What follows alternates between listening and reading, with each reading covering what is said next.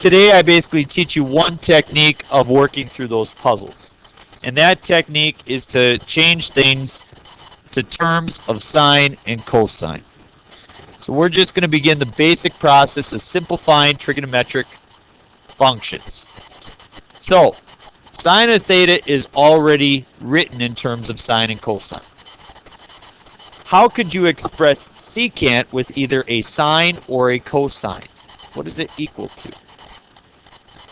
Secant is the same as what? And 1 over cosine.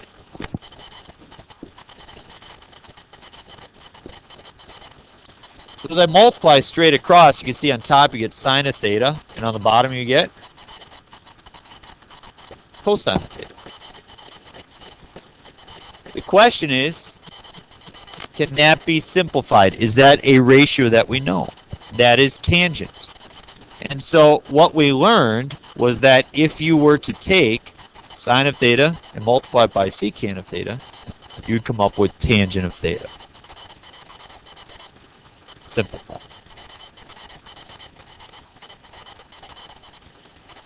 Cotangent times sine. How would you rewrite cotangent in terms of sine and cosine?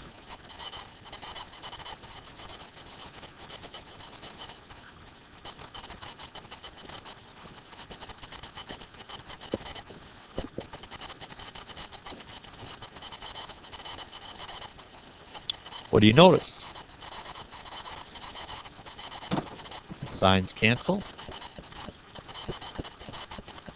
Cosine of theta over 1, which is just cosine of theta.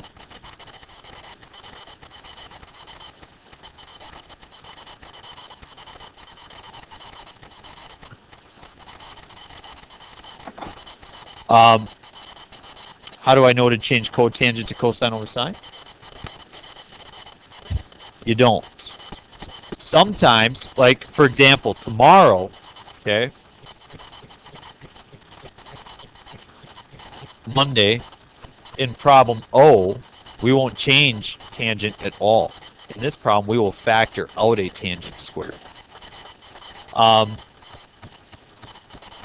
In this problem right here, we'll insert something else. We'll solve for secant squared minus 1. So this is just one approach. And what it comes down to is when you look at two trigonometric functions multiplied by each other or divided by each other, if there's a squared, we often substitute something in. If there's not a squared, then we like to generally rewrite it in terms of sine and cosine. And so it's just one of the approaches that you use to solving the puzzle.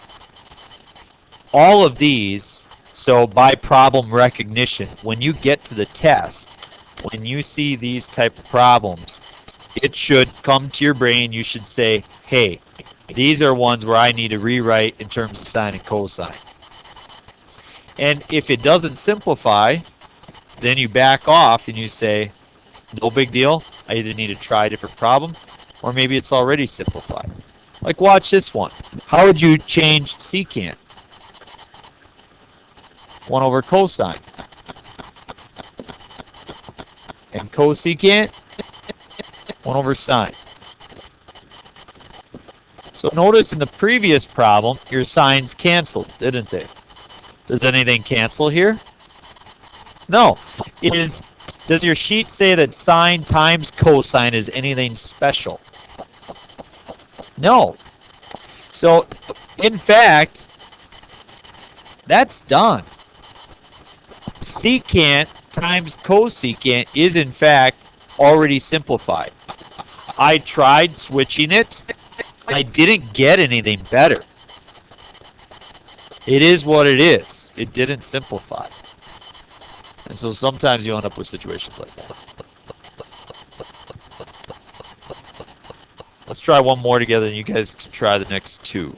Cotangent times secant. How do I rewrite cotangent?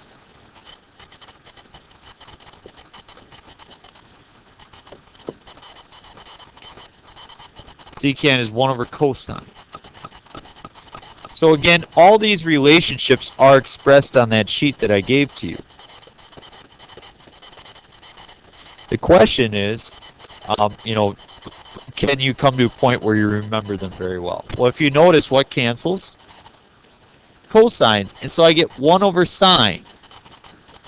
But before I box that, I should look.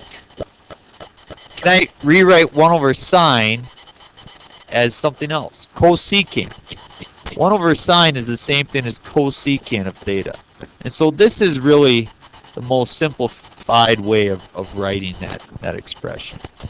We want that as opposed to that. If you can rewrite it as any of the 6 trig functions, sine, cosine, tangent, cotangent, secant, cosecant, you should write it as those. Try E and F on your own, okay? See if you can do those.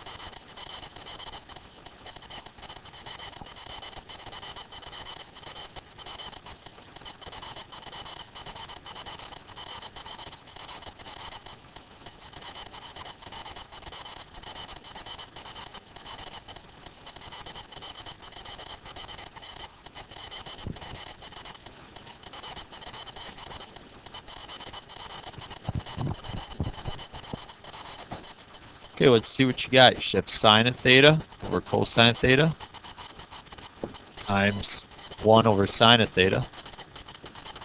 Those will cancel. 1 over cosine of theta is equal to secant of theta. Any questions on that problem?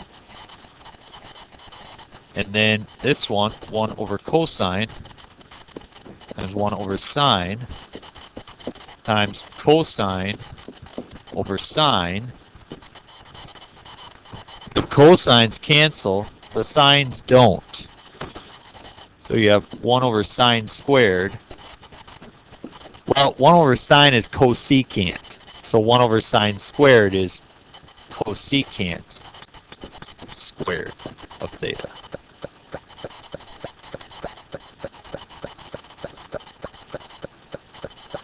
It's hard to come up with a lot of problems like this, So, yeah, and as a matter of fact, I mean, there's a good chance. I think actually, if I look at your test, I think every single problem on your test we've either done in class or you've done in your homework. Some we've actually done 2 or 3 times. So, there's just only so many of them that kind of work out the way you want them to. So, all right. Let's try to divide. Tangent can be rewritten as sine of theta over cosine of theta. And then, how do you rewrite secant?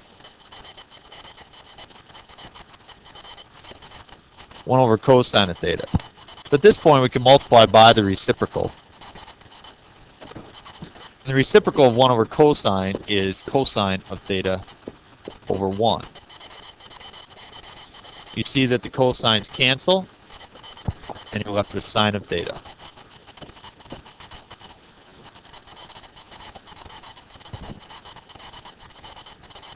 So, it's kind of like, hey, what's tangent divided by secant?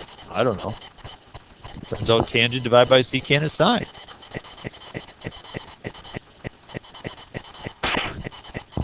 Will you ever use this? Didn't want to say anything. Take away from anybody's work. All right, so cosecant is 1 over sine. Cotangent is cosine over sine. I rewrite it. I multiply by the reciprocal. What do you notice? Sines cancel. We get 1 over cosine, which is secant of theta.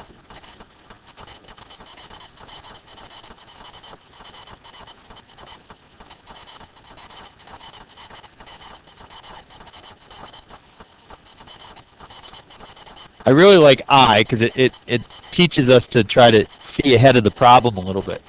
Sine over 1 times what? 1 over cosine. Now, just pause there before we go any further. Can you anticipate what's going to happen? Sine over cosine is the same thing as tangent. So you're going to get tangent divided by tangent, which is 1. Yeah. So So that's what I really like about this problem, is that, you know, it teaches us to kind of look ahead a little bit, and that's a skill that you want to try to kind of groom as you're working through these problems. Can you anticipate what would happen if you did that? Can you anticipate if you did that? So then you know kind of a better choice to make. Tangent of theta, so sine of theta over cosine of theta, over what? How should I write this? Cosine of theta over 1 times 1 over sine of theta. Is that the same thing on the top and bottom? They both got a sine and a cosine, but they're not identical. They're actually reciprocals of each other, aren't they? So they don't simply cancel out and give you 1. If I cross it out and I multiply by the reciprocal, what do you get in the top? Sine squared of theta. And what do you get in the bottom? Cosine squared. Well, sine of theta over cosine theta is equal to tangent. So cosine squared over sine squared. I'm sorry, sine squared over cosine squared is going to be tangent squared.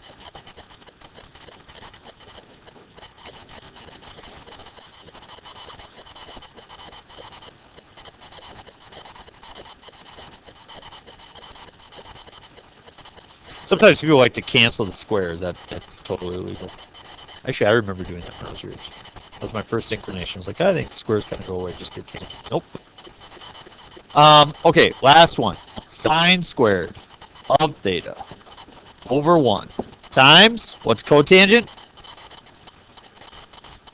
Cosine of theta over sine of theta. And what is cosecant? 1 over sine. What do you notice? The sines cancel.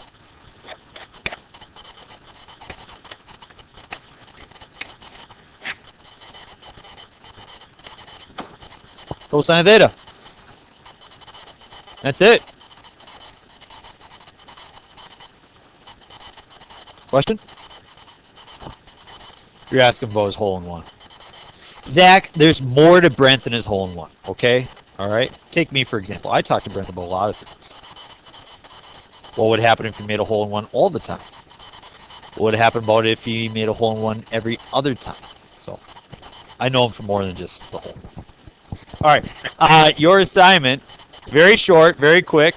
7.1, page 540, numbers 1 through 4, 6, and 9. I have not yet.